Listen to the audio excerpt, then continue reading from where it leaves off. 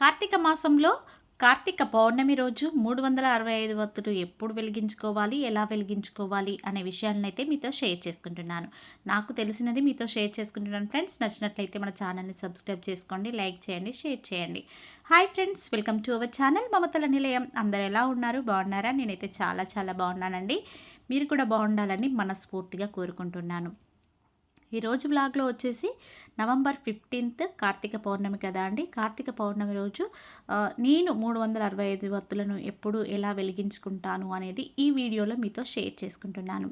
ఇక్కడైతే నేను పూజ చేసుకుంటూ వ్లాగ్ అయితే కంటిన్యూ అవుతుంది, చూసేయండి ఫ్రెండ్స్. ఇక్కడ నేనైతే డైలీ పూజ సామాన్ని వాష్ చేసుకుంటా అండి. కొంతమంది వారానికి ఒకసారి వాష్ చేసుకోవచ్చు అని చెప్తూ ఉంటారు, కానీ నాకెందుకు అలా నచ్చదు. కాకపోతే సాయంత్రం క్లీన్ చేయను, కానీ పొద్దునైతే ఖచ్చితంగా క్లీన్ చేసుకుంటాను. ఈ విధంగా అంతా పూజ సామాగ్రిని మొత్తం కూడా క్లీన్ చేసుకుంటూ ఉంటానన్నమాట. అయితే 365 ఒత్తుల విషయానికి వస్తే నేను మార్నింగ్ బ్రహ్మ ముహూర్తంలో తులసి కోట ముందు వెలిగించుకుంటాను. ఒకసారి మంచిగా 2 కుందులు పెట్టేసుకొని 2 కుందులలో ముందు రోజే మనము వత్తులను గనక నెయ్యిలో నానబెట్టుకుంటే మార్నింగ్ మంచిగా ఎక్కువసేపు వెలుగుతాయి అన్నమాట. అట్లా పెట్టుకోండి. అట్లా పెట్టుకుంటే కనుక మంచిగా ఎక్కువసేపు వెలుగుతాయి. మనం అప్పటికప్పుడే ఆయిల్ పోసి లేదా నెయ్యి పోసి ఆ వత్తులను వెలిగించడం అనుకోండి, తొందరగా నిండుకుంటుంది అన్నమాట దీపము. కాబట్టి కొంచెం నానబెట్టుకుంటే, నైట్ నానబెట్టుకొని మార్నింగ్ వెలిగించుకుంటే చాలా ప్రకాశవంతంగా నిండుగా వెలుగుతూ ఉంటుందన్నమాట. ఇక నేను అలా అయితే పెట్టుకుంటానండి. ఫస్ట్ తులసి కోట దగ్గర అంతా కూడా క్లీన్ చేసుకొని బియ్యం పిండితో ముగ్గులు వేసుకొని అష్టదళ పద్మ ముగ్గు వేసుకొని అందులో పసుపు కుంకుమ అన్నీ కూడా వేసేసుకొని ఉసిరికాయలతో దీపం కూడా వెలిగించుకుంటానండి. పిండి దీపాలు కూడా వెలిగిస్తాను, ఉసిరి దీపాలు వెలిగించుకుంటాను. మొత్తం దీపాన్ని చుట్టూ పువ్వులతో అలంకరించుకొని నిండుగా అలంకరించుకొని అందులో నువ్వుల నూనె కానీ ఆవు నెయ్యి కానీ వేసి దీపారాధన అయితే చేసుకుంటాను. ఇక నైవేద్యంగా బ్రహ్మ ముహూర్తంలో నైవేద్యం అంటూ నేను ఏం పెట్టనండి. ఫ్రూట్స్ ఉంటే ఫ్రూట్స్ పెట్టేసుకుంటాను, లేదంటే బెల్లం ముక్క పెట్టుకుంటానన్నమాట. ఇక తర్వాత మళ్ళీ దీపారాధన చేసుకున్న తర్వాత ధూప్ స్టిక్స్ అగరబత్తులు అన్నీ కూడా పెట్టేసి నైవేద్యంగా పండు పెట్టేసి హారతి ఇచ్చేసుకొని పూజనైతే ముగించుకుంటాను బ్రహ్మ ముహూర్తంలో. బ్రహ్మ ముహూర్తం అంటే మనకు మార్నింగ్ 3:30 to 5:30 ఉండే ముహూర్తాన్ని బ్రహ్మ ముహూర్తం అంటారు. ఉదయంకాలం 3:30 నుంచి 5:30 వరకు ఉండే సమయాన్ని బ్రహ్మ ముహూర్తం అంటారు. ఈ బ్రహ్మ ముహూర్తంలో కనుక పూజ చేసుకున్నట్లయితే ఖచ్చితంగా మన కోరికలు నెరవేరుతాయని ఒక నమ్మకం అండి. కాబట్టి ఖచ్చితంగా ఈ 365 ఒత్తులను బ్రహ్మ ముహూర్తంలో వెలిగించుకోవడానికి ప్రయత్నించండి. ఇక ఆ రోజంతా కూడా నేను ఫాస్టింగ్ ఉంటాను. కొంతమంది అయితే 365 ఒత్తులు వెలిగించిన తర్వాత ఉపవాసం ఏమి ఉండక్కర్లేదు అంటారు. కాకపోతే నేను ఆ ఒక్కరోజు మాత్రం ఉపవాసం ఉంటాను. మళ్ళీ సాయంత్రం చుక్క చూసిన తర్వాత భోజనం చేస్తాను అన్నమాట. ఇక మళ్ళీ పూజ అంతా అయిపోయిన తర్వాత నేను మళ్ళీ శివాలయానికి వెళ్తాను. శివాలయంలో కూడా 365 వత్తులు అదేవిధంగా 11 ఉసిరిక దీపాలు, పిండి దీపాలు వచ్చేసి 5. ఈ విధంగా ఆ దీపాలన్నీ కూడా వెలిగిస్తాను. నేను ఈ పూజా సామాగ్రిని మొత్తం కూడా నైటే, వత్తులు అవి ఇవి అన్నింటిని కూడా నైటే సమకూర్చుకొని పెట్టుకుంటూ ఉంటాను. నేను ముందే మీతో షేర్ చేసుకుందాం అనుకుంటున్నాను, కానీ పూజ చేయకముందు వ్లాగ్ చేయడం నాకు ఎందుకో నచ్చదండి. అందుకోసం అనేసి అదైతే మీతో షేర్ చేసుకుంటలేను. ఇక్కడైతే మీకు వివరిస్తున్నాను కదా, మీరు రేపు ఇవన్నీ కూడా సిద్ధం చేసుకోండి. వీలైతే రేపు సాయంత్రం కూడా వ్లాగ్ పెట్టడానికి ప్రయత్నిస్తా. నేను ముందు రేపటి కోసం మేమేమి రెడీగా పెట్టేసుకున్నాను అనేది వ్లాగ్ చేసి పెట్టడానికైతే ప్రయత్నిస్తా అండి. ఇట్లా ఆ విధంగా మనం గుడికి వెళ్ళడానికి ఒక మంచి ప్లేట్ తీసుకొని, ఇప్పుడు మనకు పోపుల డబ్బా లాంటివి ఉంటాయి కదా అండి, అట్లాంటిది తీసుకపోతే బెటర్. ఒక దాంట్లో పసుపు, ఒక దాంట్లో కుంకుమ, బియ్యం పిండి, అక్షింతలు, ఇవి ఒక ఆయిల్ మాత్రం సపరేట్గా పట్టుకపోవాలి. మిగతా అన్నీ కూడా ఒక బాక్స్లో పెట్టుకొని పోతే మనకు ఈజీగా ఉంటుందన్నమాట. ఒకే బాక్స్ తీసి అన్నీ కూడా మంచిగా పెట్టేసుకోవచ్చు. నేనైతే అదే విధంగా పెట్టుకుంటూ ఉంటానన్నమాట.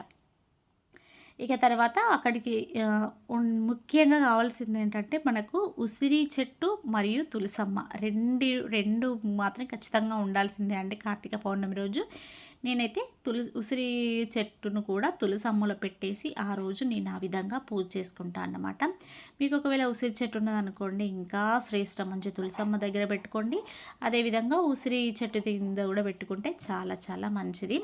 ఇక ఆ విధంగా నేను గుడికి వెళ్ళిన తర్వాత కూడా గుళ్ళో కూడా ఈ దీపారాధన చేసుకుంటూ ఉంటానన్నమాట. ఈ దీపారాధన చేసి బ్రాహ్మణులకు దీపదానం చేస్తాను.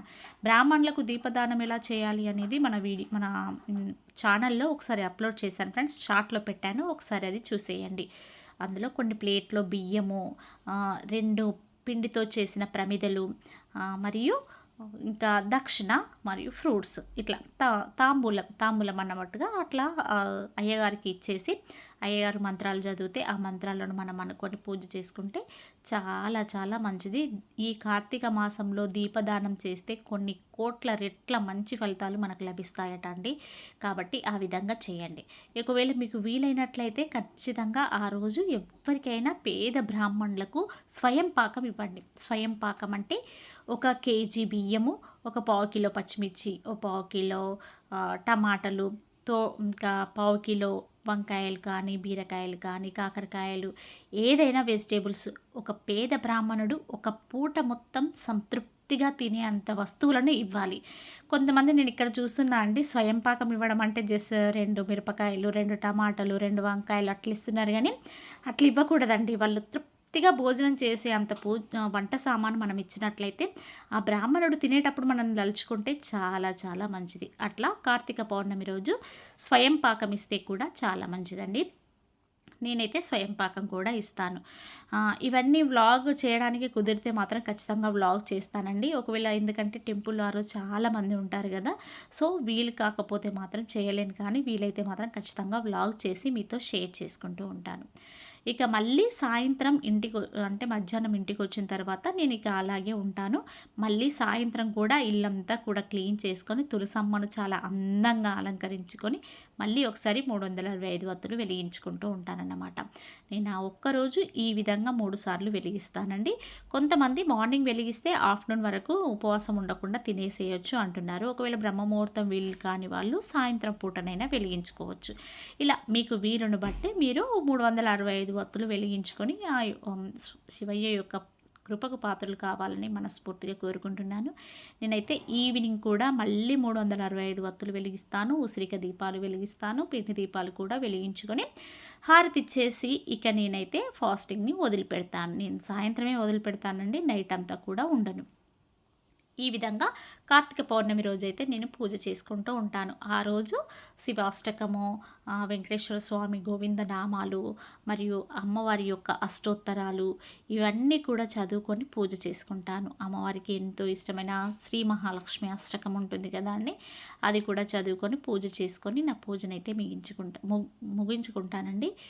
ఈ విధంగా సింపుల్గా పూజనైతే చేసుకుంటాను. నాకు నచ్చింది చేసుకుంటాను. మనం ఏ పూజ చేసినా భగవంతుడికి దగ్గరగా మనసుకు సొంతంగా హ్యాపీగా ఉండేటట్టుగా పూజ చేసుకోండి. పూజ విషయంలో మాత్రం పొరపాట్లు చేయకుండా, అంటే మనకు తెలిసింది చేసుకుంటాం, తెలియంది ఇక దేవుడి దయ అనేసి వదిలిపెట్టుకోవాలి. చివరిగా స్వామి ఈ పూజలో నేనేమైనా పొరపాట్లు చేసుంటే క్షమించు తండ్రి అని ఒకసారి మొక్కుకుంటే ఆ భగవంతుడని ఎందుకంటారండి, మనం చేసే ప్రతి తప్పును కూడా క్షమిస్తాడు కాబట్టి ఆ దేవుడిని దేవుడు అని అంటాం. మనం మనుషులం అయిపోతాం అన్నమాట. ఈ విధంగా నేను నాకు తోచిన పూజను చేసుకుంటా అండి. మీకేమైనా మీకేమైనా డౌట్స్ ఉన్నా నాకు కామెంట్ చేయండి. ఒకవేళ నాకు తెలియదు ఇది కాదు ఇది ఇట్లా అని చెప్తే కూడా చెప్పండి, నేను తెలుసుకుంటా అండి. ఇదే అండి ఈరోజు వ్లాగ్. ఈ వ్లాగ్ కనుక మీకు నచ్చితే మన ఛానల్ని తప్పకుండా లైక్ చేయండి, షేర్ చేయండి, కామెంట్ చేయండి, సబ్స్క్రైబ్ చేసుకోండి ఫ్రెండ్స్ మన ఛానల్ని. ఇలాంటి మంచి మంచి డివోషనల్ వ్లాగ్స్ కోసం మన ఛానల్ని రెగ్యులర్గా వాచ్ చేస్తూ ఉండండి. రేపు మరో మంచి వీడియోతో వస్తాను. బాయ్.